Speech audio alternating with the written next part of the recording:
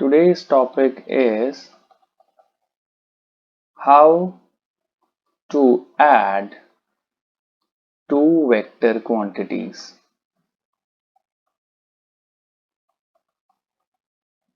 Alright, so the two ways of adding vector quantities are, so first method which I am going to talk about is a graphical method. You could say graphical or pictorial method.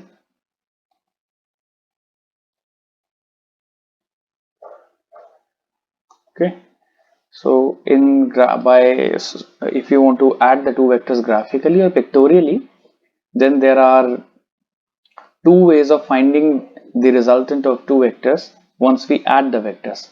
So how do we add the vectors? So suppose if we want to add the vectors, there is a vector A vector and there is another vector B vector, and I want to add them. How will I write it?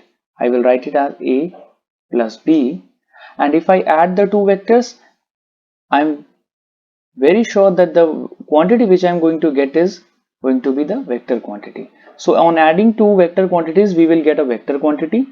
Okay, all right. Now we are supposed to solve for the value of r. Now we have a vector A whose magnitude is A, and a vector B whose magnitude is B. All right.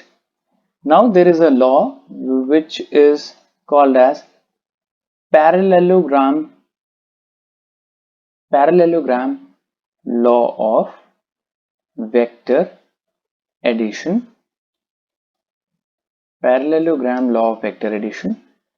As all of you might be aware, that parallelogram is a special kind of a quadrilateral, right? Parallelogram, it is a quadrilateral which has equal opposite sides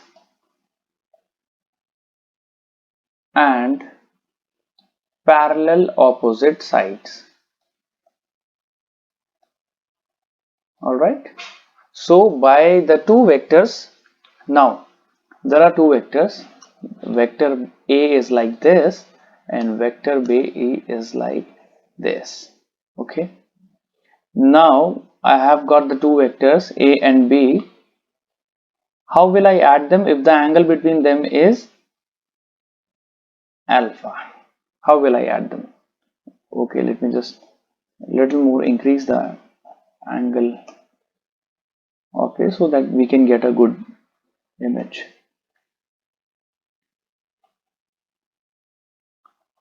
Right.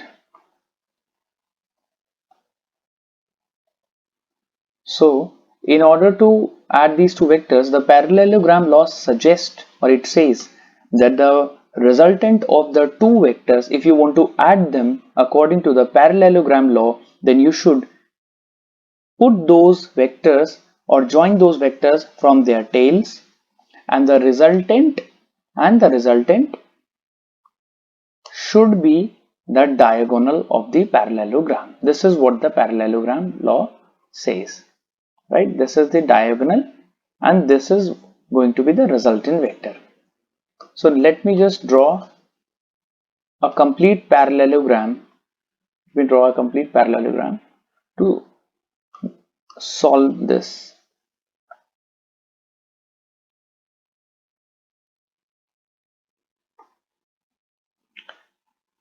The two sides have to be exactly parallel.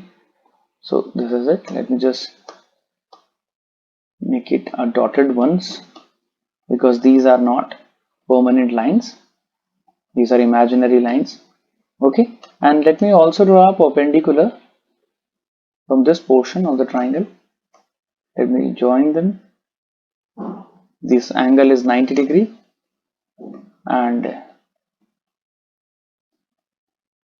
okay, this angle is 90 degree and this side is again A, and this angle is, if this angle is alpha, let us just put the alphabet O. This is going to be O, this is going to be P, this is going to be Q, this is R, this is S.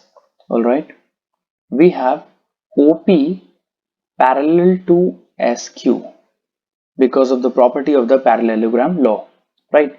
These two are equal and parallel. Similarly, these two sides PQ parallel to OS and both are equal as well, right? So triangle POS will be equal to triangle QSR, hence this angle will also be alpha. Okay, and if we look at the triangle QSR, the triangle QSR, the smaller triangle, then we know that the value of, if we find the sine alpha is perpendicular upon hypotenuse and perpendicular is QR, hypotenuse is SQ, QR, SQ, the value of SQ is A, the magnitude of the vector. So the value of QR becomes A sine alpha. Wonderful. Similarly, if I want to find cos alpha, it will be base, that is RS, upon hypotenuse, that is QS, and RS QS is going to be A, and RS, which is base, is going to be A cos alpha. Okay, so we have calculated the base and the perpendicular. Let me just write these two quantities. This is A sine alpha, so that we do not forget. This is A cos alpha. Okay, and we know we have made the resultant with the yellow line, which is representing the diagonal of the parallelogram. So the resultant is making some angle theta from the vector B. Okay, and we are supposed to calculate the length or the length of the diagonal, which is the magnitude of the resultant OQ. Now to find the resultant, the length of the OQ, we must look at the triangle OQR. So triangle OQR, if I apply Pythagoras theorem, right, then look at very carefully. OQ square is equal to QR square plus RO square. OQ square is equals to QR square plus OR square. QR square plus OR square. OQ square is equals to QR square. So QR, the value of QR is A sine alpha. Very good. It is going to be A sine alpha and square, and QR going to be, QR is the base of that larger triangle, and which is equal to B, which is the length of the OS, plus A cos alpha, B plus A cos alpha square, and OQ is the, I can say this as R. R is the magnitude of the resultant or square. So the magnitude of resultant square is equals to, if I want to solve it, simplify it, it is A square sine square alpha. This is going to be B square plus A square cos square alpha plus 2A into B cos alpha.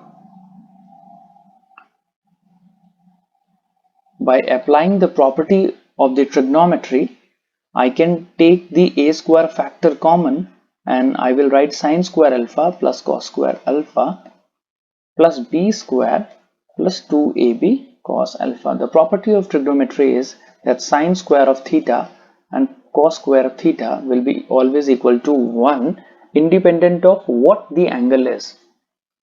So R square will become A square plus B square plus 2AB and cos of angle between these two vectors. So the magnitude of the resultant is under root of A square plus B square plus 2ab cos alpha. This is the length of the diagonal. This is the length of the diagonal,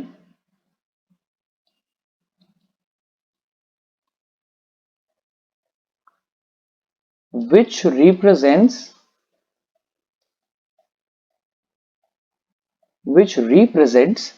the modulus, either you can say modulus or magnitude of the resultant of vector, resultant of summation,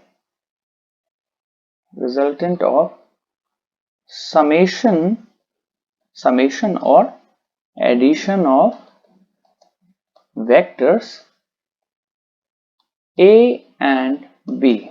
And suppose if you also want to calculate that what angle, the next question could be asked, what angle the resultant makes from vector B. So the answer is, if I look at the triangle, OQR, if I look at the triangle OQR, then it is very simple that if I want to write tan theta, it is going to be QR upon OR, which is going to be A sin alpha B plus A cos alpha, hence A sin alpha upon B plus A cos alpha, right? So the theta will become tan inverse A sin alpha plus B plus A cos alpha. This is the angle of the resultant from the vector B. Thank you.